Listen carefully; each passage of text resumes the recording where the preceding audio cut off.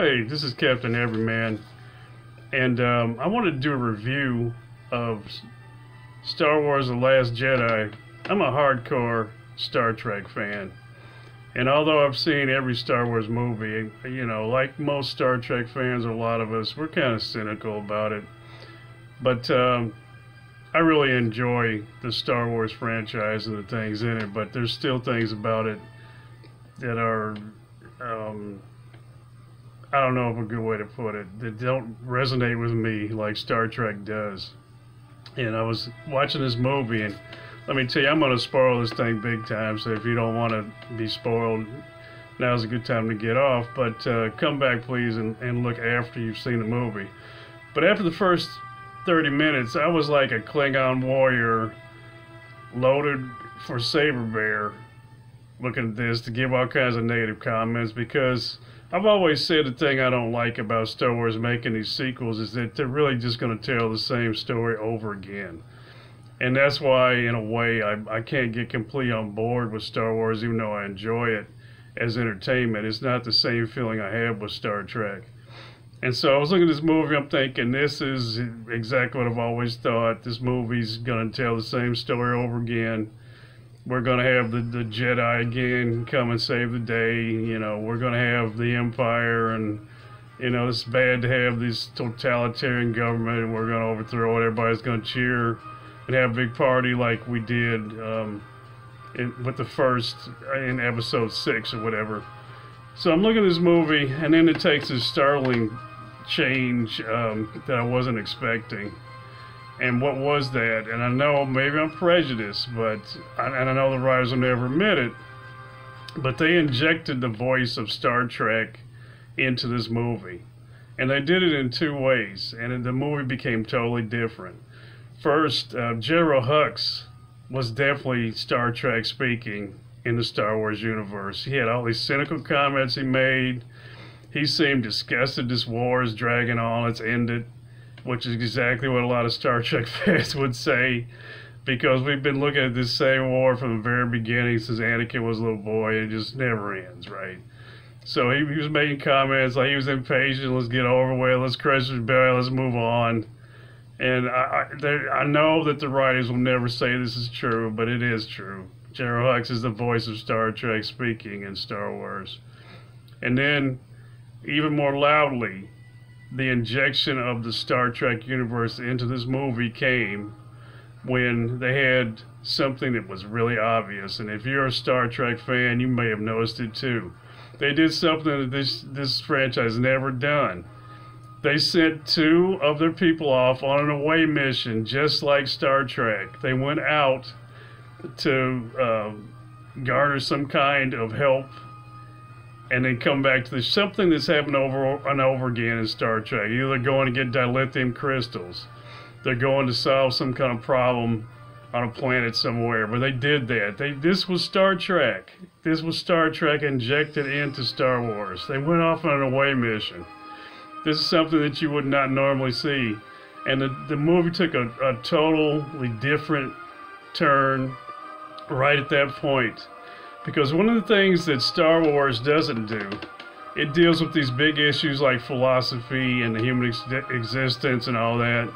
In a sense, distastefully, something that totally gets glossed over is that Star Wars glorifies by its very nature war. It makes it seem like war is a heroic thing. We have to fight these wars to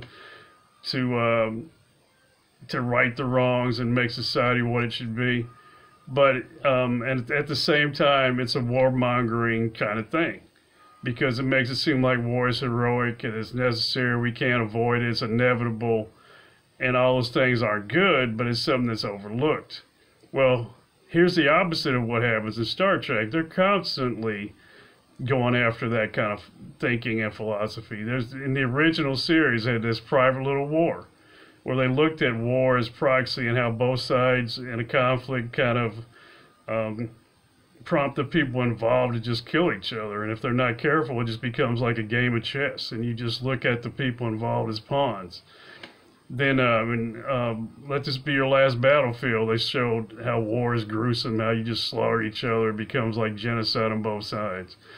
And then In The Last Jedi, they looked at how arms dealing makes war like a game. Really what you do is you sell arms to both sides and people get filthy rich. And that's one reason why wars happen. They can manipulate politicians into fighting, and then certain sectors of the society just get rich off of it. So you look at Star Trek has always dealt with this. Doomsday Machine, Arsenal of Freedom. There was an episode on Deep Space Nine called Business as Usual, which dealt with this exact issue, how you can make big money, of course, off war, but what are the ethics of just helping people slaughter each other? You're an enabler when you're a weapons deal. There's no way around that. You're enabling people slaughtering each other, no matter how you want to sugarcoat it. That's what it is. And what did these people find this away mission? They found a person who said all these things. He was a Star Trek voice in this movie. Very much so, because we're dealing with these issues and other issues in society, which is something in contemporary society, I should say, which is something that Star Wars doesn't do. But suddenly they go on this away mission, and all these issues come up. The nature of war, arms dealing, wealth inequality, that was all suddenly there. I mean, all these other movies, they showed these little bars and cantinas that were dives, basically. But all of a sudden in this movie, we see this drastic change. They're in this really upscale, like resort-like planet, and these people are there, and they're very wealthy, and everything is shiny and clean. And what do the characters talk about? How these are basically criminals themselves because they're enabling the war. But having said that, it's really obvious to me that this was a Star Trek departure intentionally infused into this movie. Now, will they admit it? No. But as a Star Trek fan, I definitely noticed it, and I enjoyed it. So I'm not criticizing it, but I'm just saying that this was definitely a Star Trek infusion into Star Wars. Because they come back, and unlike all these other movies, their plans just fall apart. And that was another thing that was interesting about this movie. They didn't go into all that kind of heroic, and we'll just figure it out like Star Wars MacGyvers, and we'll get all this done, and we're going to just laugh and cheer. Something I thought was interesting is that I saw an interview by Lucas himself, and he made this comment. I mean, this is far after the fact. He said the original Star Wars movies were really made for 12-year-olds, which was funny, hilarious to me and funny, because that's what Star Trek fans, especially me, I've been saying that for years. This is more like a fairy tale. I'm not saying it wasn't fun to watch, but you can't compare Star Trek and Star Wars together because they're totally different. But in that sense, because Trek is much more of a mature person's kind of storyline entertainment. But having said that, this movie was great, and I really enjoyed it. I thought Mark Hamill had his best kind of performance ever. He's obviously grown as an individual, as an actor. That was a lot of fun. I thought the ending was really satisfying. I know a lot of people aren't going to like the ending, and I try never to give away endings in reviews, so I'm not going to do that in this one either. But overall, this movie was very satisfying to me. And a lot of things I'm saying, I know Star Wars fans, if any of you watch this review, you'll go back and look at the movie. Maybe you'll see it too. That this movie, I think intentionally never will be admitted. But it had a Star Wars flavor injected into it. And I attribute that to J.J. Abrams being in charge. And it took the movie in a different direction. So I'm excited to see how they end it all up, because it was a very entertaining movie. And I would recommend it to anybody to go see it. I'm sure you'll enjoy it.